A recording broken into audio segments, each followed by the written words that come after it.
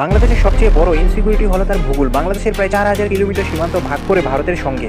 পশ্চিমে ভারত, উত্তরে ভারত, পূর্বে ভারত, আর বাকি থাকে বঙ্গোপসাগর, যেখানে ইন্ডিয়ান নেভি তার আধিপত্য বিস্তার করে। এর থেকেও বড় সমস্যা হলো বার্মা অর্থাৎ মায়ানমার। এখানে আছে বাংলাদেশ মায়ানমার সীমান্ত, যাকে বলা হয় নাস টেকনাফ সীমান্ত। এই অঞ্চলে রয়েছে বাংলাদেশের চট্টগ্রাম হিল ট্র্যাক। মায়ানমারের চীন স্টেটে বসবাসকারী চীন বিদ্রোহীরা সরাসরি চট্টগ্রাম হিল ট্র্যাক্সে বিদ্রোহীদের সাহায্য করে। সীমান্তে আছে রাখাইন স্টেট, এখান থেকে লক্ষ লক্ষ রোহিঙ্গা বাংলাদেশে পালিয়ে এসেছে এবং কক্সবাজার এলাকায় শরণার্থী শিবিরে বসবাস করছে। প্রায়শই আরাকান আর্মি বাংলাদেশে হামলা চালায়, জেলেদের ধরে নিয়ে যায়। বাংলাদেশি বিশ্লেষকদের ভয়ে আরাকান আর্মি সেন্ট মার্টিন দ্বীপ দখল করে না বসে। কিন্তু ব্যাপারটা এখানেই শেষ নয়। ভারতের ত্রিপুরা এবং বঙ্গোপসাগরের মধ্যে আছে মাত্র 20 কিলোমিটারের একটা গ্যাপ। আর এর ফলে বাংলাদেশ মনে করে যে ভারত যে কোনো সময় কৌশলগতভাবে এক্সপ্যান্ড অর্থাৎ বিস্তৃত করতে পারে তার এলাকা। আর সবচেয়ে গুরুত্বপূর্ণ হলো বাংলাদেশের রংপুর বিভাগ। ভারতের স্ট্র্যাটেজিক অর্থাৎ কৌশলগত সকল নজর এই অঞ্চলে পড়ে আছে, কারণ ভারত তার চিকেন নেক করিডোর এক্সপেনশন প্ল্যানে একটি যে কোনো সময় বাস্তবায়ন করতে পারে। আর এই কারণে বাংলাদেশ ভয় পায় আরাকান আর্মিকে, চীন বিদ্রোহীদের, আর সবচেয়ে বড় কথা ভারতের ক্রমবর্ধমান প্রভাবকে। ভিডিওটি যদি পছন্দ হয়ে থাকে তাহলে